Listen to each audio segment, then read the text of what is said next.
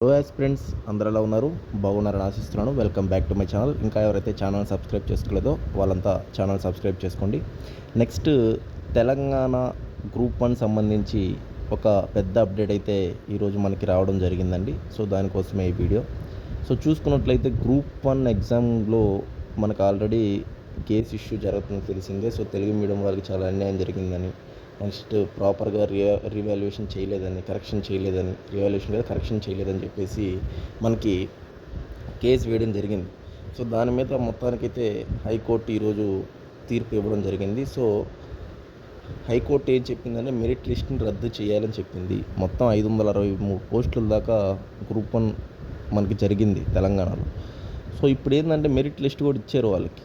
Merit list ఇచ్చి ఎవరు ఏంటి అని కూడా చెప్పడం జరిగింది. సో ప్రజెంట్ ఏంటంటే అది రద్దు చేయాలి అని చెప్పేసి కళాఖండ్గా మనకి హైకోర్టు చెప్పడం జరిగింది, తెలంగాణ హైకోర్టు. ఇది ఒక పెద్ద బ్రేకింగ్ న్యూస్ అనే చెప్పాలి. ఎందుకంటే అన్నీ గమనించిన హైకోర్టు ఈ తీర్పు అనేది ఇవ్వడం జరిగిందండి. సో మిస్టేక్స్ అయితే జరిగాయని భావించిందనమాట. సో రీవాల్యుయేషన్ అయితే చేయొచ్చు, 8 వారాల్లో మనకి చేసి కొత్త లిస్ట్ ఇవ్వమని కూడా హైకోర్టు చెప్పింది. లేదా అట్లా చేయని పక్షంలో రీమెయిన్స్ అన్న కండక్ట్ చేయమని చెప్పింది అనమాట. సో ఇప్పుడు మొత్తానికైతే మనకి జరగబోతుంది అనేది చూడాలి. ప్రజెంట్ అయితే ఎవరైతే క్వాలిఫై అయ్యారో ఈ యొక్క మెరిట్ లిస్ట్లో వాళ్ళందరూ ఇక వెయిట్ చేయక తప్పదండి. అంటే అందరూ ఏమనుకున్నారంటే ఇక ఓన్లీ మనకి అపాయింట్మెంట్ ఆర్డర్స్ ఇస్తే సరిపోతుంది, ప్రాసెస్ అయితే కంప్లీట్ అయిపోతుంది అని అనుకున్నారు. బట్ మళ్ళీ ఒక దెబ్బ తగిలిందనే చెప్పాలి అలా అనుకున్న వాళ్ళకి. ఇంకా మళ్ళీ వెయిట్ చేయాలి. ఇప్పుడు రీవాల్యుయేషన్ అయినా మళ్ళీ ప్రాసెస్ కంప్లీట్ చేంజ్ అవ్వచ్చు, లేదా రీమెయిన్స్ అన్నా చేంజ్ అవ్వచ్చు, లేదా మళ్ళీ గవర్నమెంట్ ఏమైనా సుప్రీంకోర్టుకి వెళ్ళొచ్చేమో. ఈ యొక్క ఆర్డర్ మీద సుప్రీంకోర్టు కూడా వెళ్ళొచ్చు కదా, హైకోర్టు ఆర్డర్ మీద. లేదా డివిజనల్ బెంచ్కి వెళ్ళొచ్చేమో. ఫస్ట్ డివిజనల్ బెంచ్కి వెళ్ళి అక్కడ మనకి వస్తుందా లేదా చూసుకున్న తర్వాత ఒకవేళ అక్కడ మనకి విరుద్ధంగా వస్తే గవర్నమెంట్కి నెక్స్ట్ సుప్రీంకోర్టు వెళ్ళొచ్చు. అట్లా వెళ్తే చాలా నెలలు అయిపోద్ది మళ్ళీ. ఇక ఇప్పుడల్లా అయ్యే పనులు కాదు అట్లా. ఎందుకంటే మనకు తెలిసిందే కోర్టు కేసెస్ అనేవి ఒకరోజు 2 రోజుల్లో తీర్పులు రావు, నెలలు పడతాయి మనకి.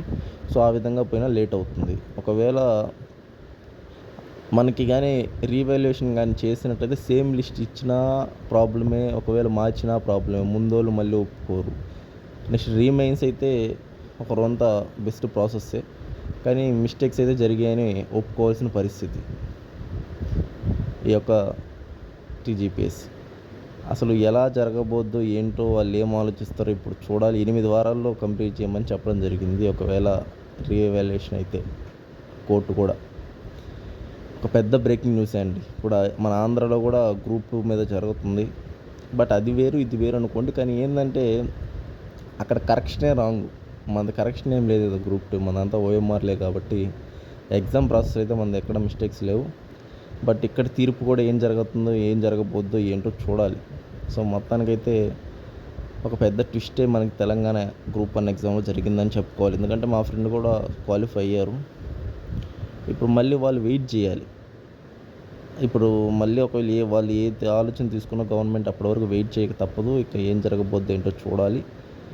ఇక ఎన్నో సంవత్సరాలు దీనికోసం కష్టపడి వెయిట్ చేసి మెరిట్ లిస్ట్లో ఉండి ఒకవేళ కానీ క్వాలిఫై కాలేదంటే ఇది ఒక పెద్ద మళ్ళీ వాళ్ళ లైఫ్లో టర్నింగ్ పాయింట్ అవ్వబోద్ది. అసలు ఏం జరగద్దో ఏంటో చూడాలని నాకు ఆసక్తిగా ఉంది. సో ఇది ఫ్రెండ్స్ నేను చెప్పాలనుకుంటున్నాను. సో ప్రతి ఒక్కరు ఛానల్ సబ్స్క్రైబ్ చేయండి, ఎంకరేజ్ చేయండి. మరికొన్ని వీడియోస్తో నేను ముందుకు వస్తాను. Until take care, thank you అండి, బాయ్ అండి.